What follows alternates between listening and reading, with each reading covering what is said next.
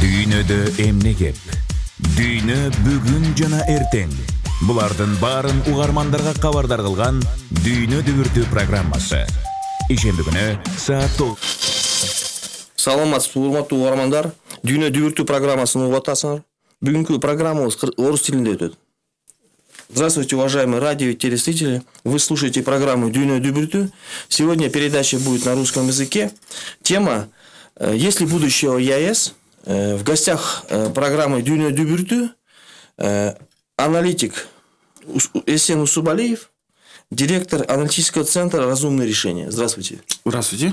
И политолог Алмаз Таджибаев. Здравствуйте. Здравствуйте. Автор и ведущий программы «Дүйнө дүбүртү» политолог Эдиль Аснумбетов. Тогда давайте сразу перейдем к такому очень актуальному вопросу, который особенно последние 2 недели обсуждается. И на этой неделе произошло такое событие, что будущее ЕАЭС, как организации, как геополитического проекта России, да, скажем, объединение 5 стран, подвергается такому очень жесткому анализу, тесту. И на этой неделе многие западные, в том числе и российские средства массовой информации, экспертные площадки дают оценку ЕАЭС. И интересно то, что они диаметрально противоположные. Даже в российском экспертном сообществе появились мнения о том, что ЕАЭС как организация перестала существовать, так как противоречия между Кыргызстаном и Казахстаном не разрешились уже 24 дня. Второе, они говорят о том, что любая организация, будь то ЕС или какая-нибудь другая, она должна основываться на экономическом, а не на политическом союзе.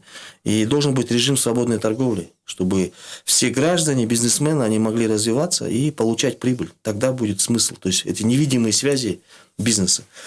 И существует другая точка зрения, которая считает, что у ЕАЭС есть будущее, что вот эти трудности или, скажем, обострение кыргызско-казахских отношений, в свое время белорусско-российских, это просто болезни роста, это детские болезнь, когда переболеет, организация выйдет на совершенно новый уровень, и все институты заработают, и будет такой создан большой, не только экономический, но и гуманитарный рынок, зона свободной торговли, и ЕАЭС займет свое место на мировой арене, как геополитический проект. Исходя из этого, у меня к вам вопрос. Вообще, что это за организация ЕАЭС? Почему она была создана? Кто был ее инициатор? И вообще, для чего она нужна? Давайте с вас, Алмаз, начнем, да? Спасибо. Если возьмем кратко, в первую очередь, само название Евроазиатское экономическое сообщество, союз, для того, чтобы именно в первую очередь это экономические прерогативы было создано. Но на самом деле, если взять историю, то впервые предшествовал это Таможенный союз, объединение Таможенного союза, 2012 год. Но если ранее возьмем, то это Советский Союз. То эти страны, подсоветских стран, они были в Советском Союзе, где не было никаких условных границ, передвижение товаров было свободными. И не было никаких таможенных, пограничных контролей между странами. И поэтому в последующем, когда страны образовались, независимые страны, мы долго оставались и были интегрированы, был создан СНГ. Но СНГ тоже не дала те возможности 90-е годы именно свободное передвижение товаров. То есть выставляли уже новые политики, там таможенные пошлины, и просто из-за экономического развала. После этого были созданы, чтобы объединить именно в таможенный союз. Идея прозвучала, и это, то есть готовилось это очень долго, шли к этому очень долго, были интеграционные процессы не только именно таможенному союзу, но и были центральноазиатские интеграции. То есть, помимо этого предшествовало, были центральноазиатские страны, 5 стран, которые пытались тоже объединиться, но потом они решили взять европейскими странами объединение и Евроэс. И поэтому предшествовало это. Но одна из причин, кто это продвигал, это в первую очередь Россия с идеологом, считается, Казахстан Нурсултан Абишевич Назарбаев. Поэтому она была объединена для защиты своих товаров, рынка, расширения своих, чтобы товары беспрепятственно проходили между этими странами, как в Советском Союзе или на примере Европейского Союза. Вот все намерения были благими, да, будем называться. Но на самом деле еще есть одна причина – это Россия. Именно Россия готовилась именно с обострения с Украиной в 2014 году, и им нужно было срочно это объединение завершить.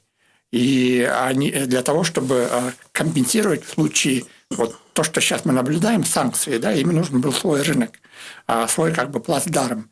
Не оказаться с одной стороной, а несколькими странами хотя бы. Да? И они объединили 3 страны. Почему конфликт Украины произошел? Именно из отказа Украины объединяться именно с Россией. То есть она пошла по евроинтеграции. И конфликт с Украиной и Россией началась именно вот с инициативы России, чтобы она вошла в это объединение. То есть это объединение должно быть двухполярным, да, двухполярным против западных стран. Вот эта причина такая очень большая. И на самом деле экономическое это прикрытие, на самом деле это политическое. И мы говорили об этом, то есть в Кыргызстане существует движение против таможенного союза, интеграции, да, и они всегда говорили, что это политическое. И сейчас мы видим то, что это движение в нашей стране говорилось, оно подтверждается фактами последних дней. Угу. Ну вот давайте так, все-таки геополитика, географическое положение очень трудно менять, да? Вот есть в геополитике выражение, что география – это судьба, да? Ну вот мы географически находимся в Центральной Азии, соседи не выбирают, да? Рядом Казахстан, Россия. У нас все-таки экономические интересы традиционно были направлены на рынки России, то есть СНГ, так скажем, да?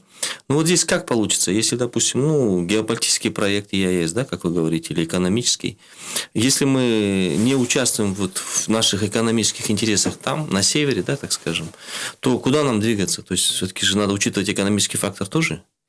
На самом деле, когда вступали Кыргызстан и Армения, к примеру, больших интересов мы не представляли для этих 3 стран. То есть нас взяли чисто по политическим. Помните слова Назарбаева перед вступлением, что бесплатных конфет, что-то подобное он сказал, не будет. И действительно эти слова, они сейчас подтверждаются с кризисом, двухсторонним кризисом Кыргызстан и Казахстаном, да, на границе. Поэтому, то есть был в этом помощи, вступлении продавил политика Кремля. Будем говорить, да, Путин помог вступить, то есть его было слово важным вступление. И быстро в 2015 году наша страна вступила. И как бы нам муссировали голову, что это будет чисто не политическое, а экономическое. И в экономическом раскладе наши экономисты, специалисты, эксперты посчитали, что она не приведет к тем благам, которые нас обещают, именно которые нас пропагандировали.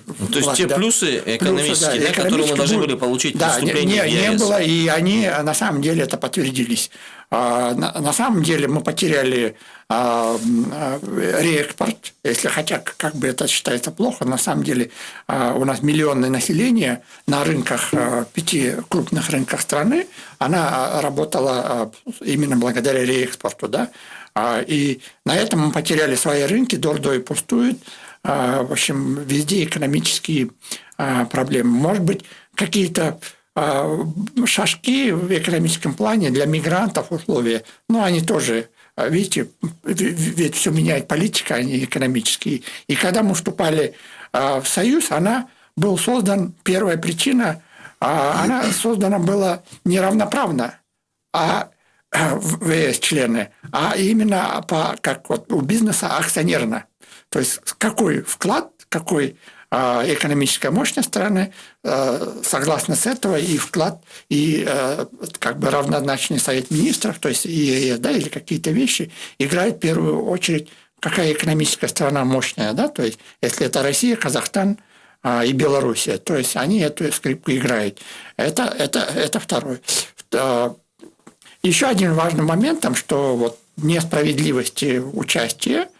Дело в том, что объединились-то по слову тоталитарные правители, И Кыргызстан, который чуть-чуть взял на, ну пусть даже псевдодемократический путь, она не вписывает в общую картину. Тем более у нас смешанная система управления государства, да, и по-прежнему ну, как бы принимает, что президент должен, да, а хотя это решение вот этих проблем, это функционально должно быть премьер-министра. И, в принципе, то, что наш нынешний Сапар Исаков, то и делает. Пытается это решить, но, оказывается, мы не вписываемся в этот клуб тоталитарных правителей. Соседей. Ну, надо честно сказать, что правительство, руководство Кыргызстана и правительство Кыргызстана сейчас стремится защищать национальные интересы Кыргызстана, да, в рамках ЕС. Естественно. Да, еще третья проблема, потому что не состоялась, ну, как бы, она, то есть, это понятно, что наша страна, быстро, не подготовив именно те службы фитосанитарные, ветеринарные и прочие лаборатории, она, ну, как бы, быстро вступила, имея вот эти риски, да, и, то есть, можно сказать, что фундамент ЕС был построен, а не те ингредиенты в этот фундамент были в достаточном количестве, то есть фундамент не крепкий был, то ли цемента мало было, или еще что-нибудь, и она дала трещину. То есть мы залезли в строящий дом, который еще не был определен, как мы его будем строить. То есть сперва залезем, а потом будем думать, да? А нормально было бы, как Евросоюз, допустим, 1951 года она строила, она постепенно начала именно свободной торговли стали в европейских странах с одного как бы компоненты экономические свободно пропускали, а потом на этом опыте разрабатывала, и только вот 90-е годы она создала Европейский Союз. Поэтому за 5 лет или за даже 20 лет создать вот наподобие Евросоюза, это было необдуманно. Угу. Хорошо. Тогда, Есен, вот ваше тоже мнение на будущее ЕАЭС, вот нынешнее состояние, то, что вот сейчас Алмаз говорил, ваше мнение? Я хотел бы продолжить дискуссию, с которой началась с первого вашего вопроса относительно истории ЕАЭС, почему это все возникло. Я просто одну ремарку добавлю, что, конечно, это сочетание политических и экономических факторов. Но в первую очередь, на мой взгляд, инициатива России по созданию интеграционного такого процесса на пространстве Центральной Азии и Евразии в целом стала необходима в первую очередь из-за Китая. Потому что, как Алмаз правильно отметил, начиная с вот этой истории интеграции, которая у нас происходила на постсоветском пространстве, это все правильно. Но в начале интеграционных процессов никто не думал, что Китай так будет быстро развиваться. И к 2000 году, по мере того, как объективная экономическая и политическая роль Китая стала возрастать и возросло влияние в Центральной Азии, Россия задумалась. Россия задумалась о том, что процессы, которые происходят на пространстве Евразии из-за Китая, они не контролируются ей. У России нет возможности экономически конкурировать с Китаем. Россия не может сопоставить такие же рынки сбыта и такие же мощности производства. Нужно было сделать этот процесс, который происходил в Центральной Азии и Евразии, не конфликтуя с ним, но нужно было сделать так, чтобы он был упорядоченный. Упорядочить его. Создать такие условия, именно на российских условиях, как немного закрыть этот рынок и выработать условия, на которых Китай будет оказывать влияние торгово-экономическое, политическое и прочее через вот на всем этом пространстве.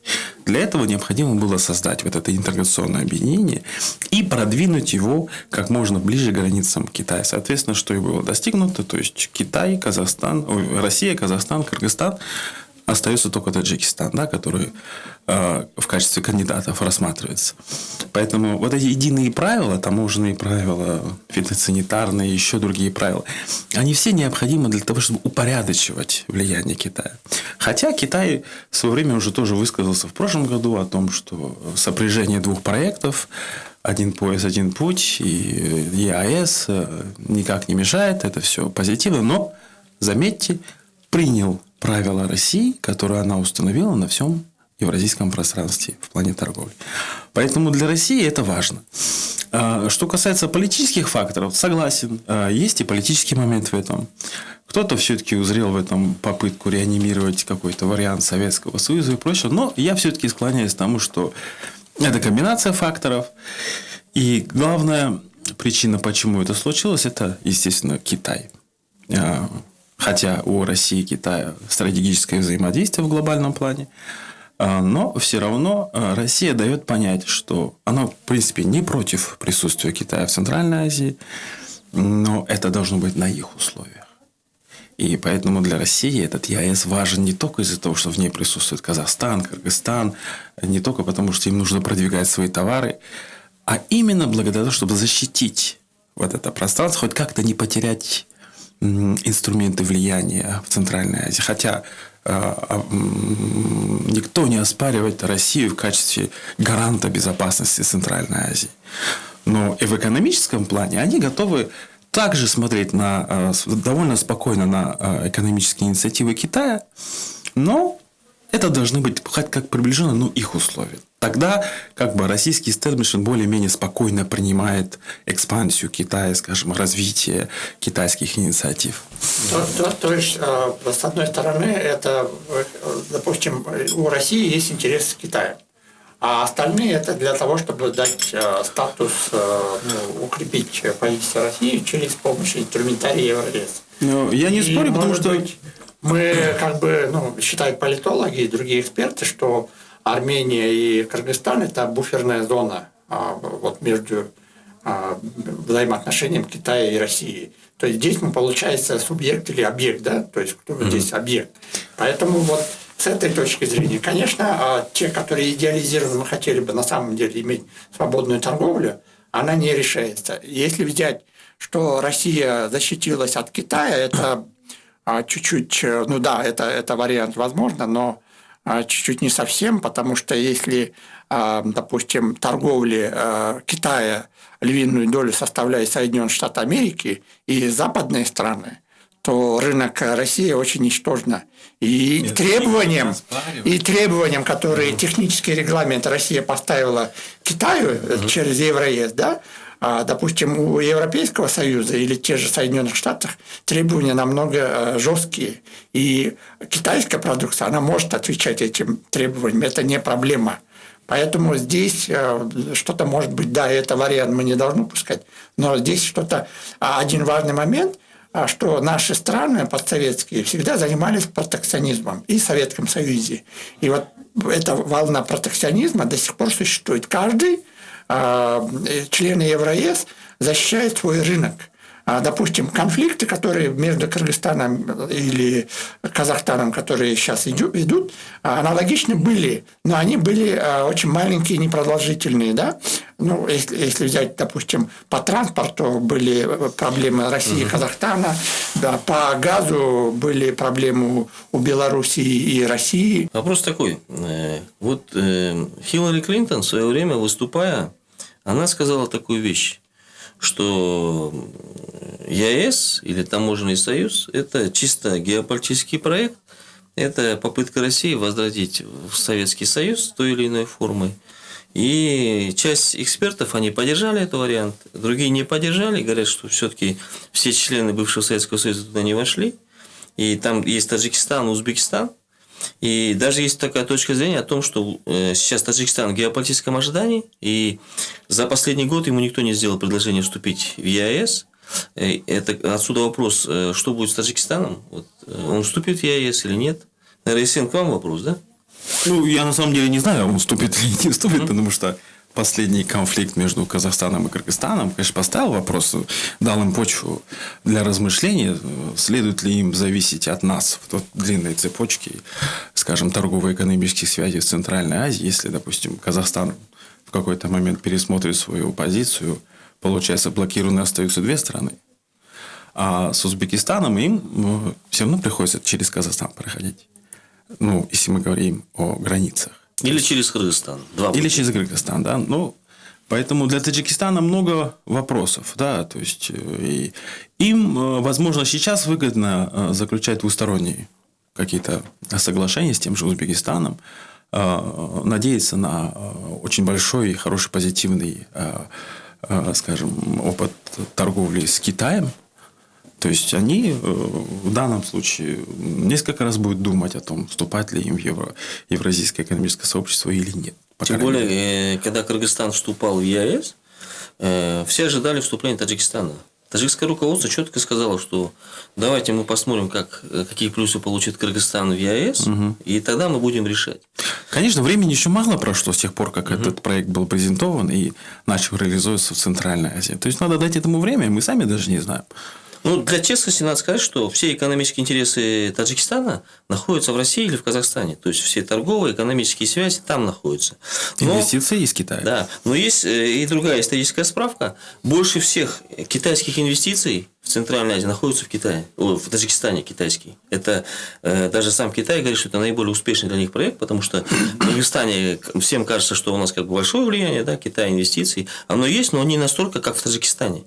И даже в скорейшем времени они пытаются открыть там Международный университет ШОС. То есть, как бы это одна из форм мягкой силы. Что касается Узбекистана, то он буквально год назад заявил четко, что он не вступит в ЕАЭС. Он будет искать двусторонние форматы торговых, экономических отношений и дипломатических. И мы сейчас видим, что ему удается очень многие вещи достичь, которых никто не достигал. Тогда отсюда вопрос. Есть еще такая страна, как Туркменистан. Вот она имеет нейтральный статус. И как быть с ней? Она вступит в ЕАЭС или она будет держать свой нейтральный статус? Это связан вопрос с тем, что до буквально 2017 года никто не подвергал сомнению будущее Туркменистана. Сейчас говорят о том, что экономический кризис, он потерял нейтральный статус из-за того, что он попросил помощь в связи с выходом террористов с Афганистана и так далее. Как вы думаете, что будет с Туркменистаном? К вам вопрос. Ну, если мы возьмем еще стран, всегда были недовольны ЕС, существующей политики, у Лукашенко, Белоруссии, допустим, да, критика даже Казахстана была, именно свой дом как бы критически относились, а потом на очереди наш президент Атамбаев высказал, что не была ли это ошибкой, да, вступления, то есть мы не ждали, то есть мы не знали, что такое может случиться, то есть это было. И третий Армения. Саркисян сказал, что не те удовлетворены. То есть, в общем, картина получается, не все удовлетворены в этом союзе. Что можно говорить тогда о Туркмении? И, во-первых, Туркмении хотят ли два углеводородных стран крупных, это Россия и Казахстан, в свой клуб принять тоже углеводородное государство, в котором, то есть, это очень проблемно. Нет, здесь вопрос состоит в чем? Здесь есть аргументы эксперта. Они четко говорят, добыча падает, экономический кризис нарастает, проблемы растут, вопросы безопасности, нейтральный статус не работает, и страна должна принять какую-то группу, войти или в ЕАЭС, или в какую-то другую систему. Она официально как бы от нейтралитета не отказывалась, это раз. Международным договором, да, то есть она официально не уходила. А то, что ее приписывает, чтобы он вступил, даже Азербайджан, допустим, да, тоже имеющий такой аналог экономического запаса углеводородными, она не торопится вступать, не говоря других стран. Понятно. Есен, как вы думаете? По Туркменистану что будет дальше? Он будет вступать или нет? Ну, я считаю, что вопрос про Туркменистан – это все, что спрашивает Уругвай, хочет вступить в Евразийское экономическое сообщество или нет. То есть, это вопрос… Он настолько далек, да? Он настолько далек, это раз. Во-вторых, учитывая тоталитарный характер правления в Туркменистане, экономическое благосостояние никогда не будет выше, чем сохранность режима в качестве приоритетов.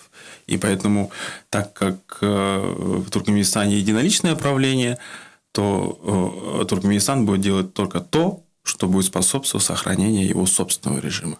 А когда вопрос стоит именно таким образом, ни благосостояние населения, ни экономические перспективы в целом, если они не связаны с личной властью и укреплением режима, они не будут стоять на повестке дня. Поэтому вопрос о вступлении в ЕС, по-моему, нигде не обсуждался, по крайней мере, я никогда не встречал этого в последнее время.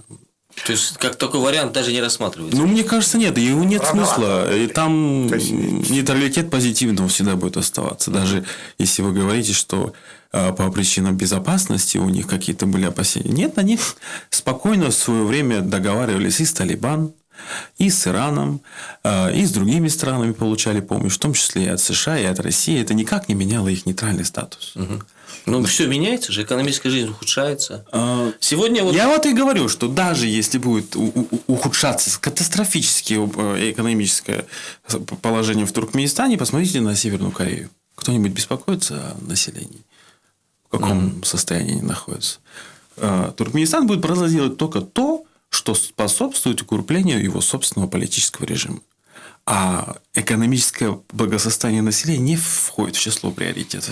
А у вас вы как думаете? Я хотел бы очень интересно, вот, допустим, мы сейчас не ЕС члены, да? Дело в том, что до таможенного союза или гипотетически, да, мы члены ЕС. Гипотетически, если представим, гипотетически, до вступления в этот ЕС, допустим, да, эти проблемы на границах бывали неоднократно. И связаны с сезонными ГСМ, да, то есть с Казахстаном. Это постоянно идет 90-х годов противоборство. То есть когда политические вещи решались, то есть чтобы мы должны пойти большому брату или, не знаю, соседу по поклонам. Да? То есть это всегда было выгодно для Казахстана, она всегда делала свою выгоду. То есть она всегда защищала свои рынки. И представьте, что сейчас нет евразийской интеграции.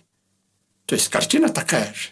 То есть она не меняется. Она не меняется. Поэтому инструмент решения ЕС, к сожалению, вот эти институты, которые неделями оформляли заявку в отношении, допустим, Всемирной торговой организации, две большие различия. Поэтому, как Таджикистан и... То есть вы считаете, что вступили бы в ЕС или не вступили, ситуация бы не поменялась, да? Допустим, в 2014 году Казахстан, эксперты говорили, не вступайте, потому что мы столкнулись с серьезными проблемами экономическими. Мы потеряли там...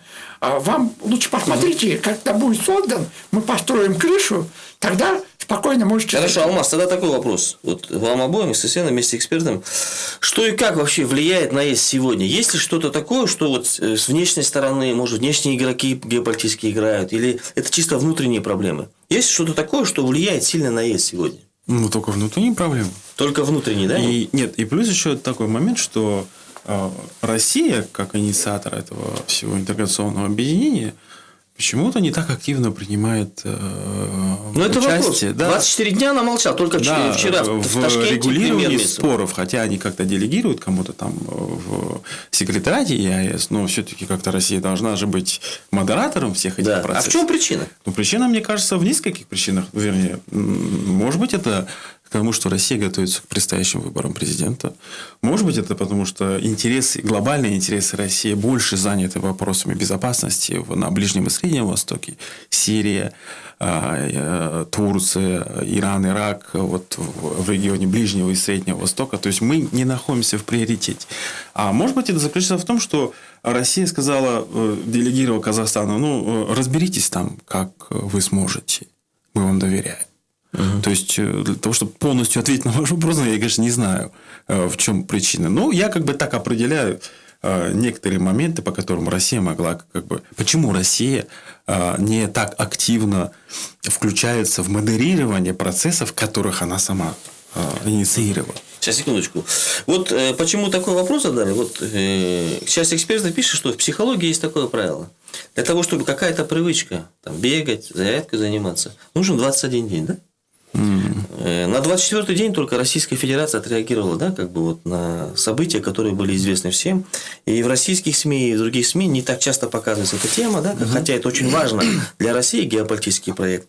И одной из причин они объясняют тем, что Россия не хочет портить отношения с Казахстаном, так как Казахстан является одним из, столпов или фундаментов евразийской интеграции. И ухудшение российско-казахских отношений может привести впоследствии к таким вообще тяжелым последствиям для будущего ЕС. Как вы к этому относитесь? Это может быть правда или нет? Это правда. На самом деле я уже говорил, что самые главные игроки – это индустриальные мощные страны производственной промышленностью, как Россия, Казахстан, Белоруссия и Украина. Украина, к сожалению, она ушла из фарватера России и с конфликтами, а мы так для буферной зоны, для мелких вещи. И здесь, конечно, без Казахстана, допустим, это большая потеря, то есть пропадет сам смысл существования ЕС. Тем более идеолог Назарбаев, интеграции. Это раз. Во-вторых, из конфликта, который прозвучало обвинение Атамбаева, не только ЕС, но и руководство Казахстана, это было озвучено и, может быть, в каком-то тоне оскорбительно политическом плане для Путина.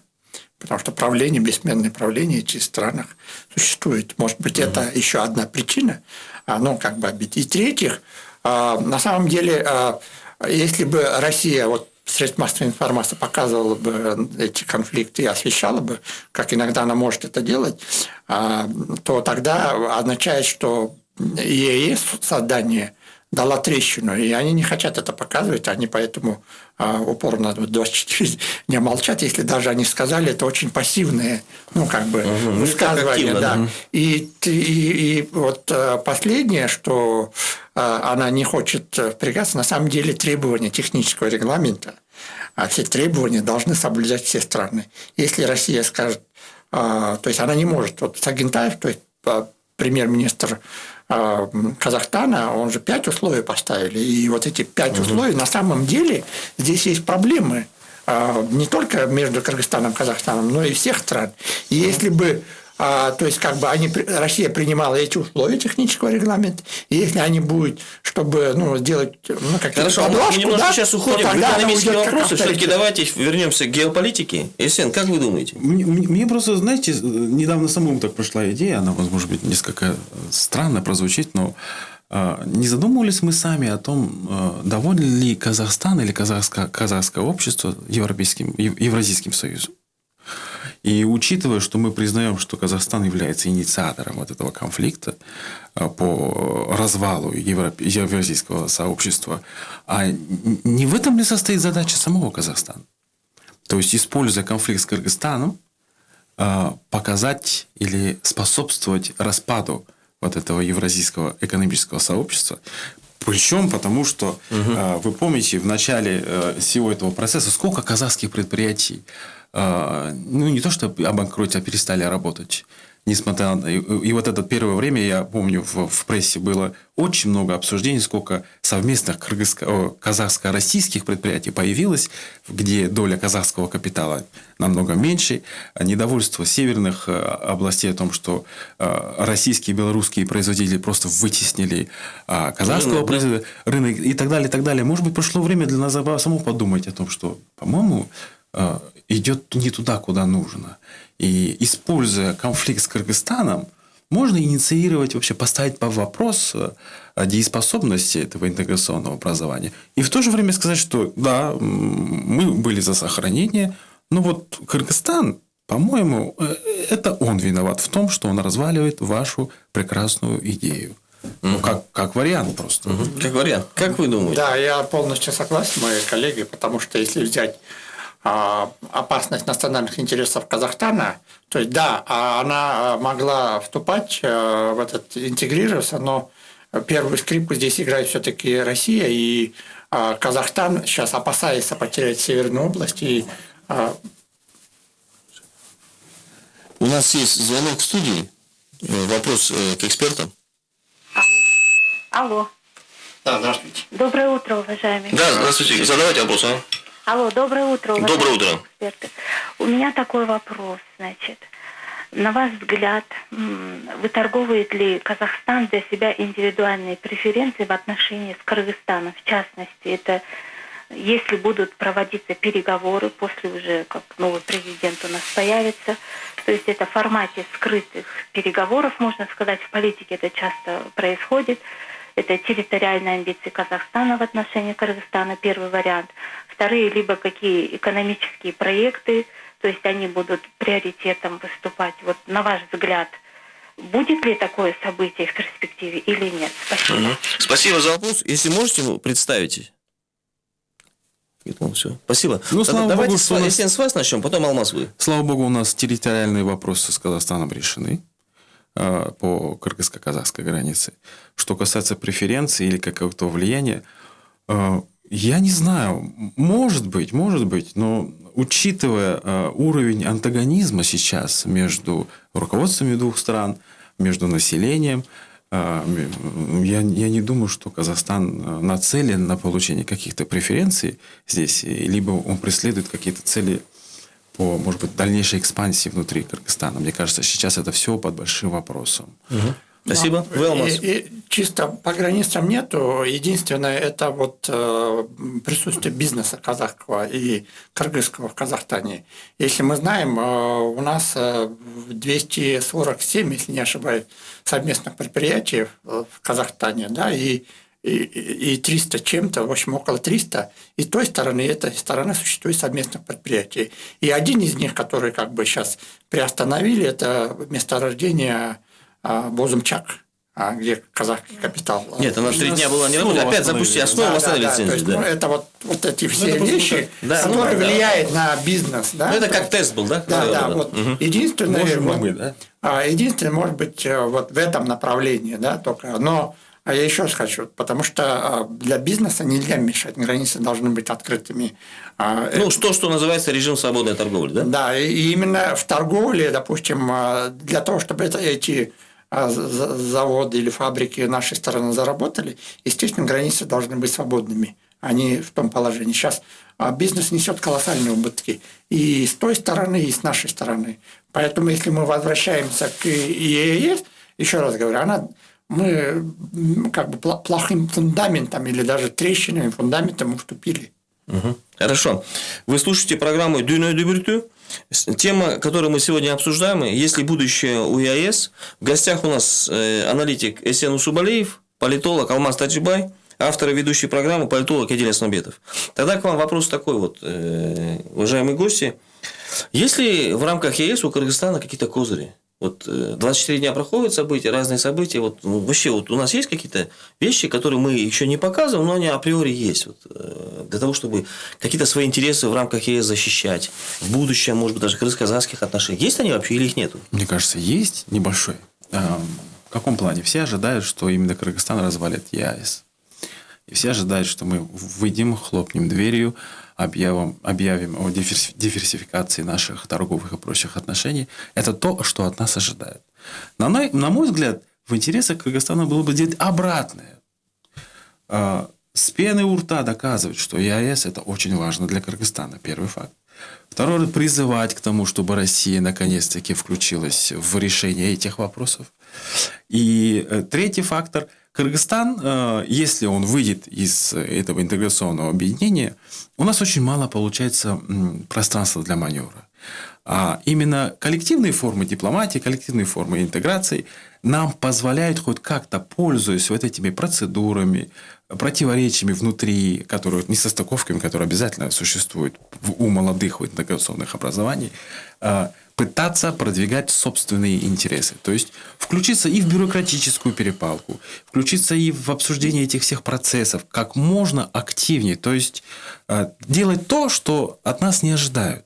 В таком случае... То есть, нестандартно, да? Не надо несимметрично. Несимметрично поступить. Потому что все ждут, что мы уйдем и скажут, вот кыргызы все развалили.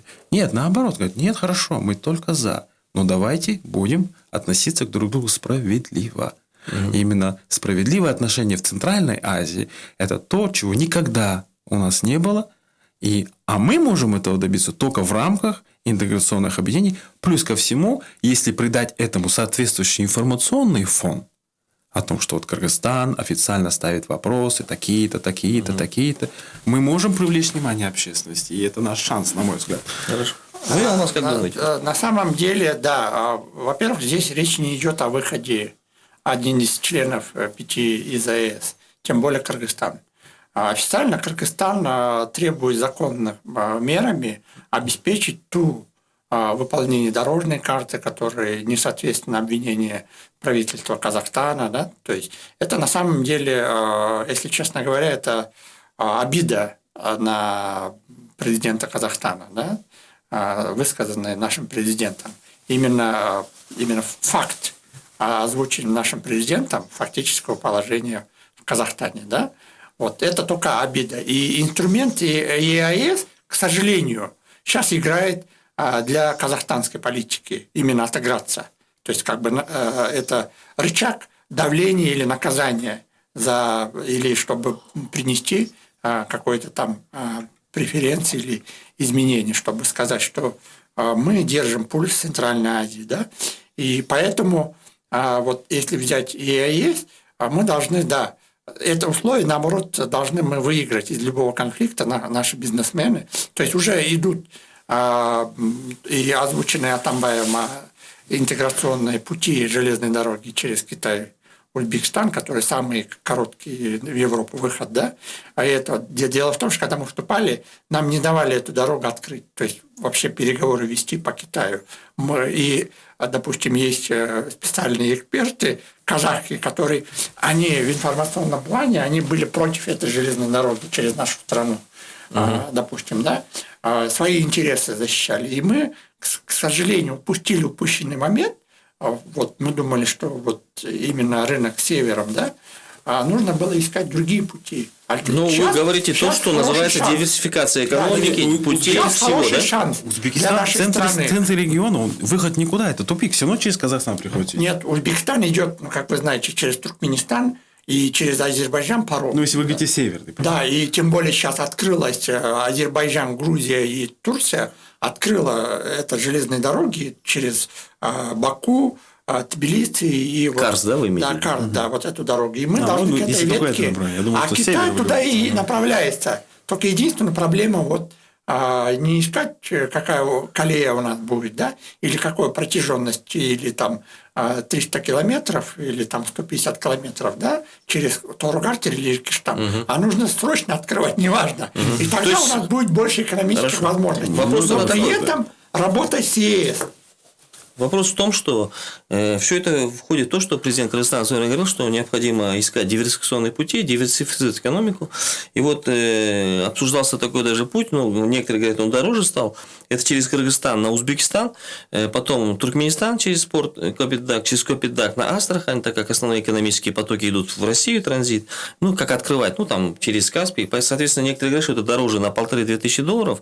Но, как говорится, любой диверсификационный путь находится тогда, когда все страны согласятся там, о тарифной политике и об экономике. Он может стать и в какой-то мере окупаемый, даже если он будет ближе. Да? Вопрос как бы это известный. У меня немножко сейчас другой план. Вот более шире я хочу фокус расширить. Есть вот ЕАЭС такая система, что те трудности, которые сейчас происходят и противоречат в рамках ЕАЭС, есть, мы сейчас живем в глобальном мире, глобализация идет, есть глобальные игроки, которые тоже наблюдают за этим процессом, и они внимательно смотрят, что происходит, насколько это серьезно или несерьезно. Как вы думаете, вот все-таки на пространстве Центральной Азии существует геополитический проект или попытка создать свои? У Китая свой проект, да, китайская мечта. У Ирана свой, у Турции свой, у Японии тоже есть своя, у США Си-5+1. У России это ЕАЭС, да? Вот как вы думаете, вот если дальше будут продолжаться трудности или вот такие как бы конфликтные ситуации с членами ЕАЭС, да? Ну, гипотетически произойдет развал, или другие внешние игроки почувствуют, что сейчас как раз самый удобный момент, когда начать этот проект. Вообще это возможно или невозможно? Ну, если давайте с вас начнем.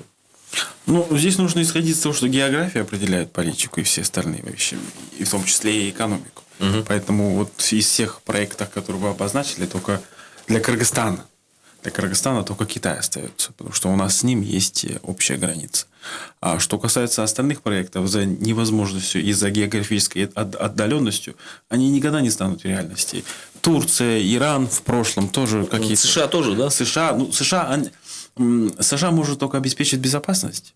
Это их самый главный конек. То есть, они единственная страна, которая оспаривает право России быть гарантом безопасности в Центральной Азии. Я не знаю, о каком проекте может быть идти речь. Большая Центральная Азия с точки зрения США. Но, опять-таки, они собственные средства не так уж охотно вкладывают.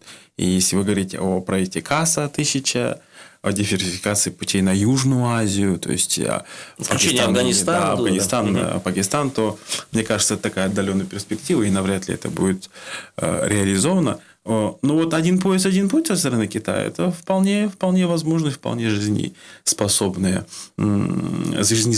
проект, при всем, что он не оспаривает влияние России. То есть, ЕАЭС и один пояс, один путь, они, в принципе, могут мирно уживаться в одном геополитическом пространстве.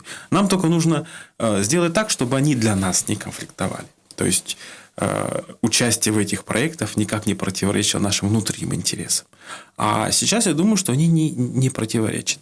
И даже сами подумайте исторически. Два фактора влияния в Центральной всегда были. Россия, Китай. И от этого мы никуда не То, уйдем. что вы говорите Китай, это сопряжение, да, то, что сейчас называют, сопряжение кыргызских проектов с китайскими, чтобы мы, все-таки Китай это вторая экономика мира, гигантская страна, которая развивается, мы Безусловно. все-таки внимательно прислушиваемся к ее процессам, и если бы мы смогли сопряжение сделать, то у нас как бы вышли бы, да, мы на совершенно новый экономический уровень, да, в этом плане, так, да? Поймите, мы просто обязаны пользоваться теми возможностями, которые дает Китай и торговля с Китаем. Не в нас проблема.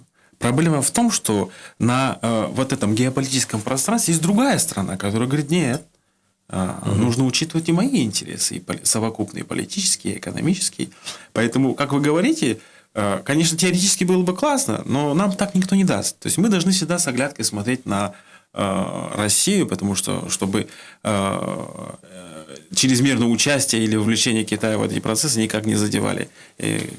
Но если сейчас критичные брать интересы конфликт России. ЕАЭС, в принципе, это же обвинение в реэкспорте, да? Это же, в принципе, косвенно на Китай, да, то товары, Может быть, продукция. но мы для Китая ничего не представляем. Мы очень маленькая страна, даже маленький уездный город не сопоставим. Ну, по хорошо, а населению. рынок ЕАЭС, около Рынок 200. Для ЕС. Китая тоже это для них это не интересно, проблема. да? Поэтому, как мы договоримся, они с удовольствием будут с нами работать. Они просто думают о Нет, транзитных Китай путях. никогда не ставит политических целей. Никогда.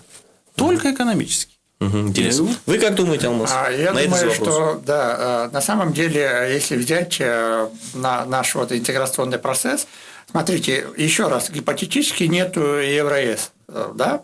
Очень активно идет сотрудничество России и Китай.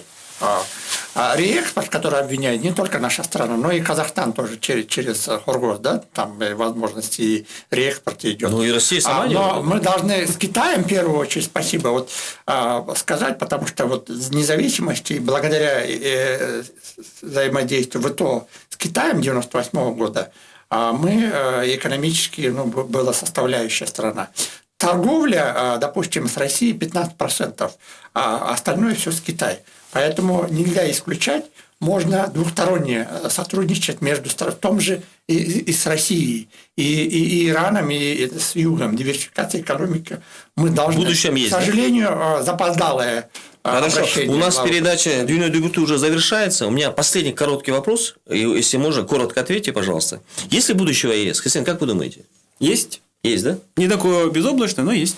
Вы как думаете, Алмаз? Я думаю, что будет будущее, как на бумаге, допустим, страны СНГ первоначально она была. То есть, она где-то останется на бумаге, но фактического его не будет. Спасибо.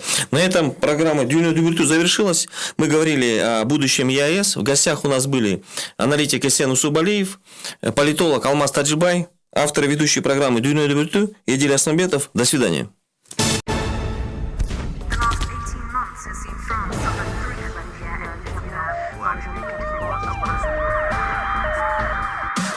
Дүйнөдө эмне кеп? Дүйнө бүгүн жана эртең. Булардын баарын угармандарга кабардар кылган Дүйнө дүбүртү программасы. Ишемби күнү саат 9-дан 9:30 чейин.